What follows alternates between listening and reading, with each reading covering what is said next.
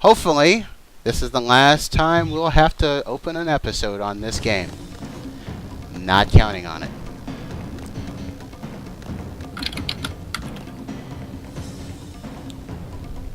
Oh boy. It's my favorite sequence in the entire game. Both because it's kind of neat, and also because it's so corny it's not even funny. Oh look, another throwback to Sonic Adventure 1. I really like how the Master Emerald changes sizes with every game. I know, right?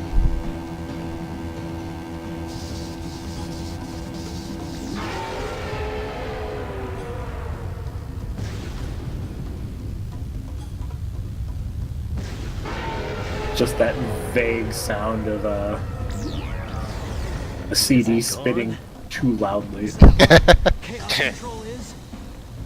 that what Chaos Control is? Yes. Since we've stopped the Chaos Emeralds, why is the space colony still on a crash course to Earth? Knuckles is way too chill for this situation.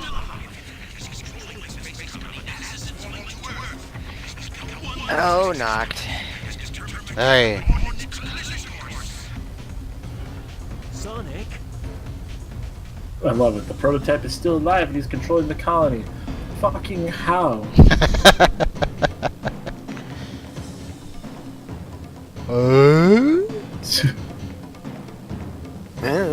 It's just Knuckles' expression there. Sonic, you and Shadow gotta do something. It's like It's morphin' time. I got fucking nothing, dude. I lost track of what was going on a long time. Yep. And now they're shaking dice. It would have been better if they had just high-fived. I know, right?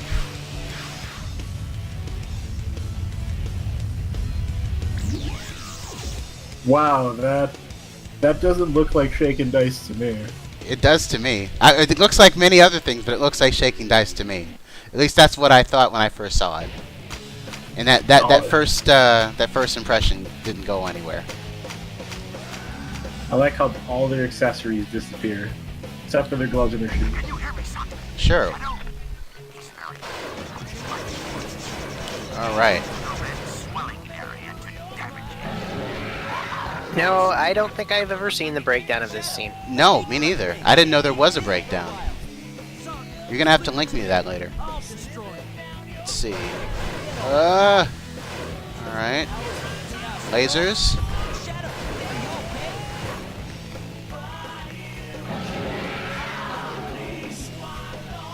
I'll collect the rings.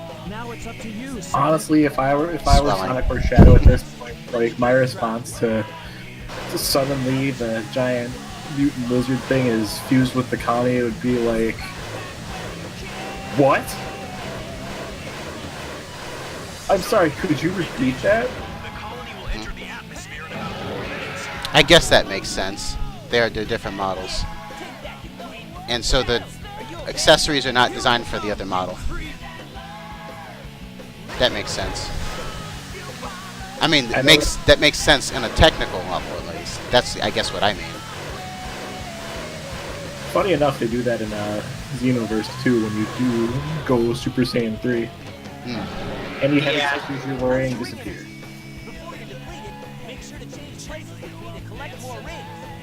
Where are you getting the rings from? Where are you getting the rings from? Doesn't matter. I mean, he's talking about... They actually made a point of him talking about collecting rings. So I'm like, where did you get the rings from? Space? I guess. Well, they're all over the damn colony, so one of them just has to fly back inside and grab some. Boy. That was the easiest segment of this entire game. Huh. I remember having a lot more trouble with those. Oh, me too. But, if you time it just right, it's actually really easy. Shadow, how's your rig energy? At whatever the plot dictates. That's literally the least difficulty I've had for the entire game. That's really, really sad. No way that's getting through. I also like how they decided, it's like, we can't have Shadow being, like, silver. He just has to be, like, this off-white color. Yep. We can't have this being like. He needs to be eggshell colored. Now, Shadow! Chaos control! Yeah, Yeah, final core is definitely the true final boss. cream colored. Yes. You're really having a field day with this, aren't you, Usagi? This is what you wanted, right? This is my promise Let's I see. made to you. Meanwhile, on some other planet, a space colony crashes in. Sonic and you know Shadow's dead, but he'll get better later. Sonic, Shadow just like, oh, Heroic teamwork, Sonic something.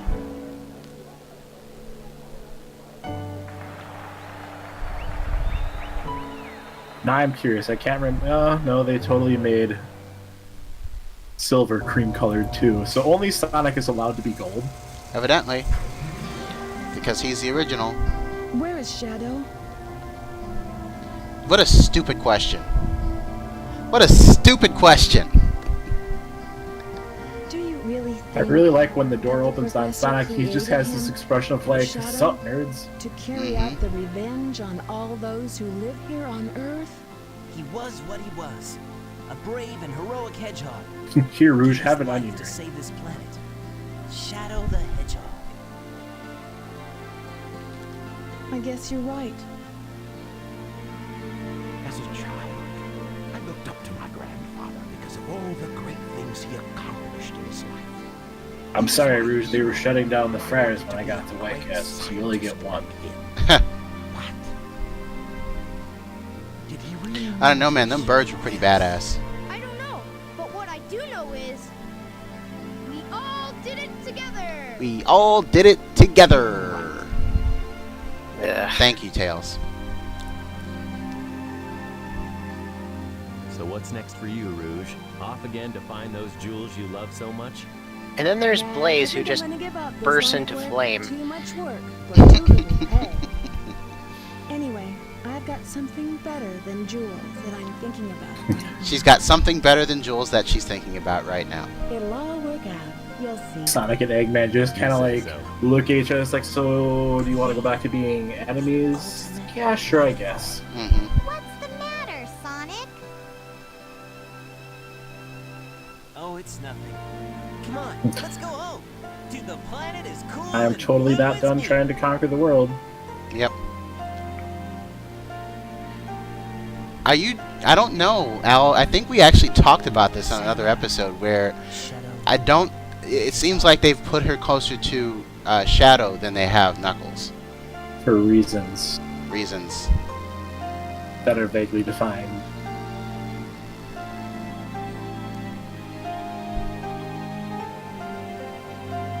Actually, no. Considering the next game after this is Sonic Heroes, no, I don't think they really ever push that very much at all. No, they kind of poke at it with a stick in this game, but it doesn't come up again. She and Knuckles aren't a Yeah. thing. I honestly feel like they intended to maybe have them match up better, but then the way that the game was written, they changed it. So I'm guessing they broke up like Rouge just realized how gullible Knuckles was, and it's just like, did you know we broke up last week? Wow, really? So we've got like 20 minutes. Do you have any more mailbag questions?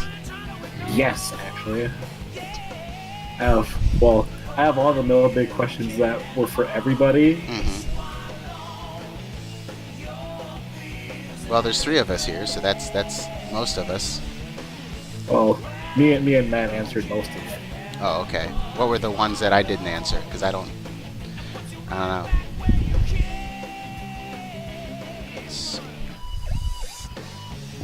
It came up on Kotaku the other day, and in parentheses there's I know. I don't care about And- Kotaku. But do you guys have any character creation quirks? Which I take to mean both tabletop and video game wise. As in things that I do on a regular basis, or what? Habitually, I'm guessing. Oh, well, I just have a whole set of characters that I create frequently. When it comes to classes, I'd say I tend to go for bare hand attacks more often. Just because comic book superheroes. Other than that, yeah, like I said, I just tend to recreate a lot of the same characters or alter them to fit whatever game or scenario that I happen to be looking at. Sometimes that results in a completely new character. Sometimes it's just a different rendition of the same one. But for now, rest easy, heroes. Okay, yeah, if I remember right. Actually, Matt, what was your answer? I don't remember. Character creation quirks? Yes. Other Just, than... I remember female characters, and that's it. Yeah. That was it. Just that propensity for making female characters constantly. I tend to do that too. Nice having you, Al. See you later. And then there was me, like, I don't do anything in particular. Yep. I don't know, the last couple of games that we played in together, you mostly played characters that were relatively emotionless. Last 2 or 3. Let's do this. Wait, what was the last game we played together? Nick's game. Wait, which one? I don't even remember. It was the one where the thing with Cyan and the Peaches got started. Oh yeah, well no, that was me and Captain, so Yeah. definitely a lot of emotion. Actually, yeah, that was the outlier. Before that, I think you were in. I think we almost played a game with Etten, and it was like set in the future. It was a Besem themed game or something. Yeah. But see, that hardly got started, so I only barely remember it. I remember I played a robot, except, you know... Yeah, you played a robot. That was the main thing I thought of. One that was a little bit more, less playing it straight, more just like, you know, I'm just gonna pop my hand off here and work on it kind of thing. Yep. That's always kind of fun. Let's see here. Any more questions before we close this out in maybe another 5 to 10 minutes? Yes. Striker, do you hate fandoms like I do? Nope. Well, depends on the fandom.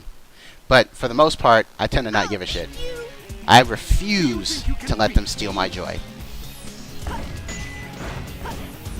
Striker doesn't let anybody get his goat. Seriously. He's got it like triple chained out in the yard. Yeah, my goat is pretty hard to get. Because for me, no matter what the dumb things a fandom might do, the thing that I enjoyed about, what I enjoyed about the thing that they're a fandom of, I'm still enjoying, so I don't care. It's a good philosophy to have. I wish I could follow it, but man, people annoy me too much. That's your fault for listening to them. It's their fault for being everywhere. Yeah, sure. And that's my excuse, and I stand by it. Uh-huh. Let's see. I am one with the Master Emerald. I do think that it's, not cool when, not so much, because like Overwatch, I feel like is relatively benign compared to say like Steven Universe, where they like, it's good. They scared the creator off of Tumblr. That's a feat. But Overwatch is rapidly approaching that. Yeah, it's getting close. Even though they claim that they're actually pretty happy about the fact that people have made up their own stuff. They've actually said that, which I'm like, okay, sure. Which is like Blizzard speak for we actually didn't have a plan, guys. Yep. Which is fine, because the game is good without there being a story. Even though it is kind of, curious to see what they actually intended on doing with the story as a whole. Sure would be nice if they did fucking do something with it, though. Yeah. It'd be nice, but I'm not gonna hold my breath. I don't need it. The game is fun on its own. Making vague allusions to stuff is just like, why bother? Because they want to make the world feel lived in. That's basically what it is. They don't necessarily have to go into detail, they just have to give you the idea that there's something else to it. They just have to give you the perception of depth rather than actual depth. Until that particular stick and carrot break. Yep. Nobody falls for it anymore. Except nobody who actually plays the game actually cares about any of that. So, I mean, they care to a degree, but that's not the primary reason they play the game. And then they'll just go and make Diablo 4 instead. Or just make more expansions, Diablo 3 again. There's still another expansion coming out for that game, you know. The Necromancer one? Yep. I'm looking forward to seeing how the seasons work on the consoles.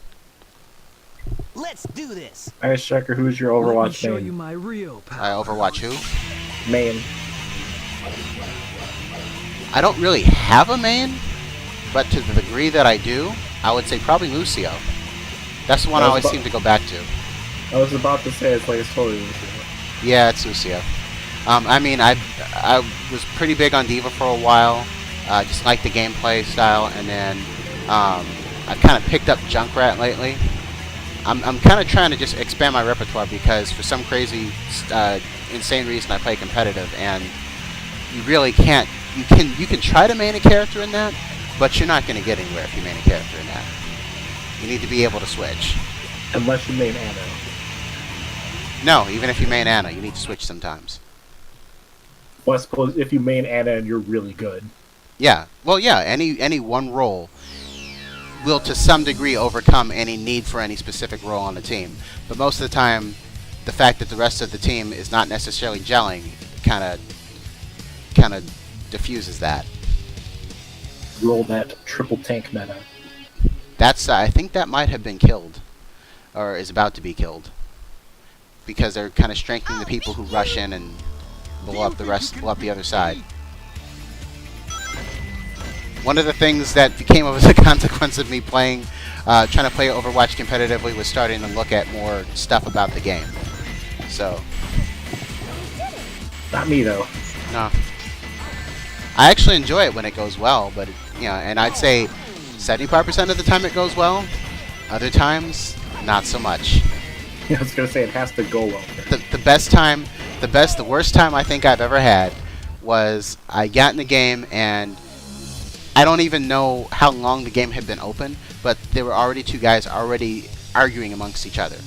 Like the game's not even started yet, and you guys are arguing. It's like, great, fantastic.